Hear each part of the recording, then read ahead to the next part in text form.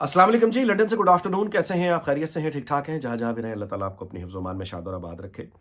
तो मामला ये है कि सुप्रीम कोर्ट में जो आज आप कहिए कि मिलिट्री कोर्ट्स के खिलाफ जो एक अटेम्प्ट थी उमर अता बंदयाल की और उसके साथियों की, सहूलत इमरान खान की सहूलतकारी के लिए, दहशतगर्दों की सहूलतकारी के लिए, ये जो चाह रहा था अपना एफर्ट, दौड़ लगा दी, आज भाग गया।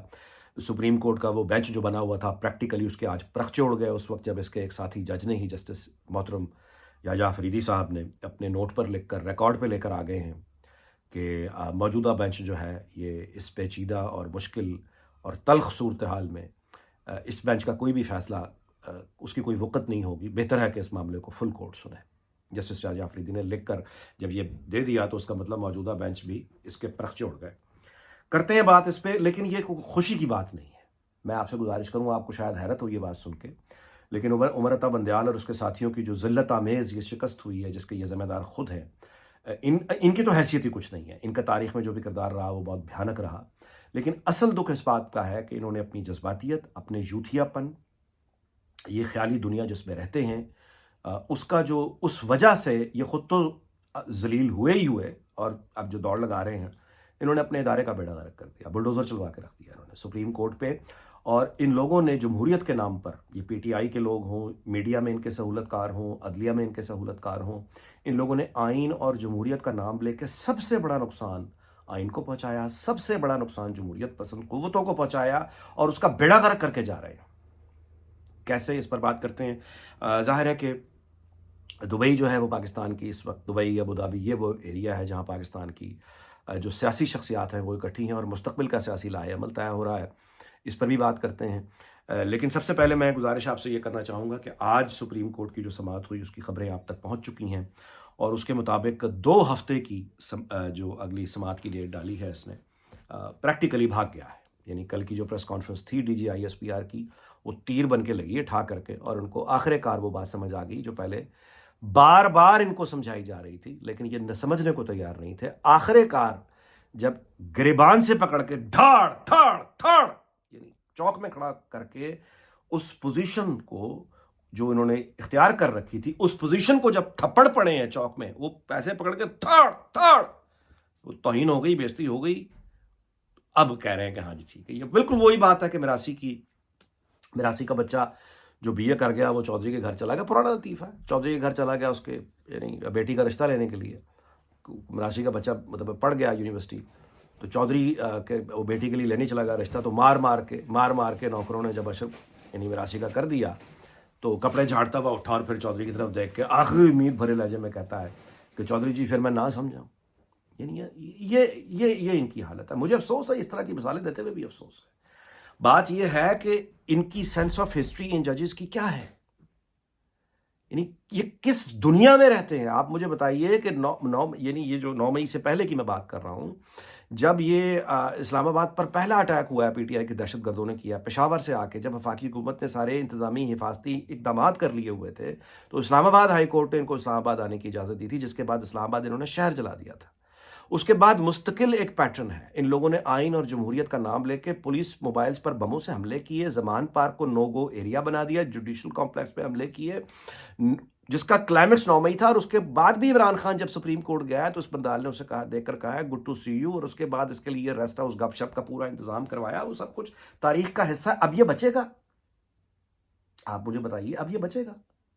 ओ भाई, अगलों ने जो कल की प्रेस कॉन्फ्रेंस की है डीजीआईएसपीआर में, जब उसमें उन्होंने बताया कि lieutenant general, major general, brigadiers तक को उन्होंने नौकरियों से बर्खास्त किया। उनके अहले खाना जो 9 मई में मुलव्वस है, एक 4 स्टार की नवासी, एक 4 स्टार का दामाद, एक ऑफिसर की यानी बेगम, दूसरी ऑफिसर की बेगम, अहले खाना तक को वो 9 मई के हवाले से जो मुलव्वस है वो नहीं बख्श रहे।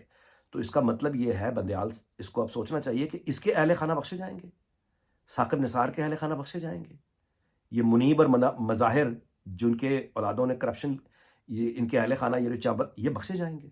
As simple as that. यार, किस दुनिया में रहते हैं? अच्छा, दुख क्यों हो रहा है? दुख इसलिए हो रहा है कि इनकी तो हैसियत कुछ है नहीं, ये तो चले जाएंगे। और जहां जो पोजीशन उन्होंने ली थी भाई, जज के पास कोई टैंक बंदूक नहीं होती। वो आइन की किताब और अपने अखलाकी और पेशा वराना किरदार लेकर वो खड़ा होता है, जिस पर वो यानी अपनी अथॉरिटी को मनवाता है, एक्सरसाइज करता है।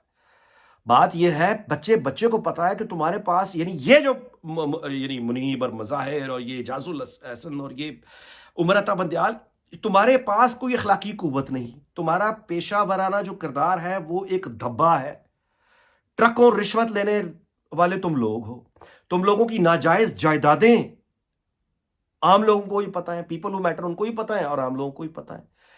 تم لوگوں کی اخلاقی جو عمر عطا بندیال کی حیثیت ہے وہ آڈیو لیکس میں بالکل ہی سامنے کو ساس جو ہے اس کی آواز آئی ہوئی ہے، اس کی وہ ساس ہے، منیب اس کو ساتھ بٹھایا ہوا ہے اور بیٹھا ہے سربراہی کرنے، میں تو بیٹھوں گا، میں سنوں گا۔ یہ اخلاقی قوت ہے تم لوگوں کی، یہ تم لوگوں کا پیشہ ورانہ کردار ہے۔ اس کو ساتھ لے کر تم انقلاب لا رہے ہو ریاست کے خلاف، کیا نتیجہ ہوگا اس کا؟ وہی ہونا تھا جو ہوا۔ یعنی وہ جو بچے بچے کو علم تھا کہ یہ بری طرح ناکام ہوں گے، یہ دہشت گردوں کی سہولت کاری کر رہے ہیں۔ اچھا، میڈیا میں جو بیٹھے ان کے فرعون ہیں، یہ آپ اندازہ ان کی عقلوں پہ ذرا دیکھ لیں کہ ان کی سینس آف ہسٹری کیا ہے، کہ وہ ایک یعنی ٹی وی شو کر کے یا یوٹیوب پر جھوٹ بول کے جھوٹ کا طوفان لا کے ملک کے اندر اور ملک سے باہر یہ سمجھ رہے ہیں کہ یہ بغاوت کرا دیں گے۔ اس طرح بغاوتیں ہوتی ہیں، اس طرح ریاستوں پہ قبضے ہوتے ہیں۔ یہ جھوٹے وی لاگ اور جھوٹی سوشل میڈیا کمپین سے کیا ریاستوں پر مسلح قبضے ہوتے ہیں؟ یار ان کی یہ سینس آف ہسٹری ہے، آپ اندازہ لگائیے۔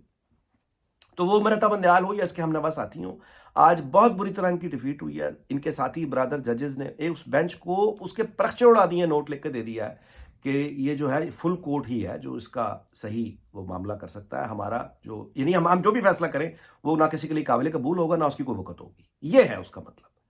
ایک اور تھپڑ کھا لیا، تھپڑ کھا کے چلے گئے اور منت ترلے کر کے گئے ہیں کہ ذرا عید کی چھٹیوں میں خیال کیجیے گا کھانے پینے کا یہ وہ۔ اور میرے پاس عمر عطا بندیال کا اب یہ قابل غور یہ آج کی بات تھی کہ مجھے موبائل فون پہ خط آئے، مطلب واٹس ایپ آیا، ایک بہت جوشیلے ایکٹیوسٹ عمران ریاض خان کے جی ان کو رہا کیا جائے، اس کی فیملی کا۔ عمر عطا بندیال کا نمبر کتنے لوگوں کے پاس ہے؟ کیا یہ وہ چیف جسٹس ہے جو یہ کہے کہ جی میں نے تو اپنا واٹس ایپ نمبر اخباروں میں اشتہار دیا تھا کہ کوئی بھی مجھ سے کبھی بھی رابطہ کر سکتا ہے؟ یہ ہے ایلیٹ کیپچر، اور یہ ایلیٹ کیپچر کے نام پہ جو پریویلیج لوگ ہیں، یہ جن کے سیاسی عزائم میں جو بھی آئے یہ اس کو اڑانے پر یقین رکھتے ہیں، وہ فوجی کیوں نہ ہو، ان کی آپ یعنی شعور دیکھیں کہ وہ یہ کہہ رہا ہے کورٹ میں بیٹھ کے ریکارڈ میں کہ مجھے موبائل فون پر آیا، میں تو اس لیے کنسرن ہوں۔ اور وہ جو باقی سارے کے سارے جن کی ذمہ داری اصل میں ایک منصف کے کندھوں پر ہوتی ہے، ان میں سے کتنے لوگوں کے پاس اس کا واٹس ایپ نمبر ہے، کتنے لوگوں کا معاملہ یہ ٹیک اپ کرتا ہے؟ یہ اس کی اخلاقی قوت ہے۔ تو ایک بالکل یوں کہیے کہ پاگلوں کا گروہ، یعنی یہ فلموں کی دنیا میں رہنے والا گروہ، خوف آتا ہے ان سے، اور شکر ہے کہ ان کے سامنے اب ریاست کھڑی ہوئی ہے، ان کو وہی جواب ملا ہے جو ان کو فائنلی ملنا چاہیے۔ اب یہ اپنی عافیت کے بچنے کے راستے ڈھونڈ رہے ہیں، لیکن ان کو میرا نہیں خیال کہ وہ اگلوں نے جب چھوڑا نہیں ہے تو ان کو کیسے چھوڑیں گے۔ تو ایک افسوسناک معاملہ جو اس سارے ساگا، اس سارے ایپیسوڈ میں اس بات پر لطف یا بالکل لذت نہیں لوں گا کہ اب ان کا برا وقت شروع ہو گیا ہے، اب یہ ذلیل و خوار ہو چکے ہیں، اب یہ پیچھے بھی ہو چکے ہیں، اب یہ معافیاں بھی مانگیں گے، اب یہ یعنی میں اس پہ لطف اندوز نہیں ہوں گا۔ میرا افسوس البتہ اس بات پہ کہ جاتے جاتے ان لوگوں نے اس پوری عدلیہ کے نظام کو بہت کمزور کر دیا، اور جمہوریت اور سویلین آئین کا نام لے کے ان دونوں سپیس انہوں نے بہت کم کر دی، جس کو دوبارہ اب ٹائم لگے گا ری گین کرتے ہوئے یہ معاملات۔ اچھا آگے چلتے ہیں جی۔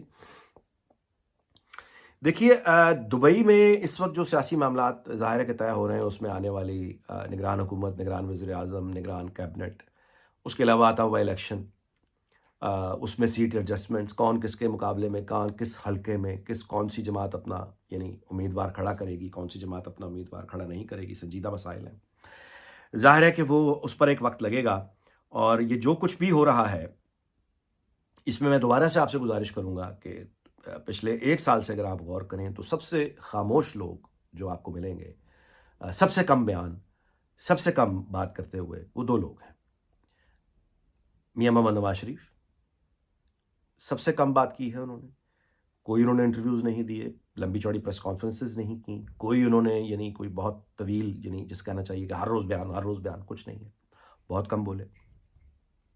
دوسری شخصیت ہے جنرل عاصم منیر، جو بہت کم یعنی گفتگو جنہوں نے کی میڈیا کا بالکل انہوں نے کوئی کہیے کہ ضرورت نہیں سمجھی کہ وہ اپنے ورژن دائیں بائیں سے پھیلوا رہے ہیں۔ ایک آدھ کو ملاقات، 2 ملاقاتیں، وہ بھی اب ان کی خبریں آئی ہیں، کچھ لوگوں سے انہوں نے کی ہیں، بٹ اس سے پہلے وہ خاموش رہے۔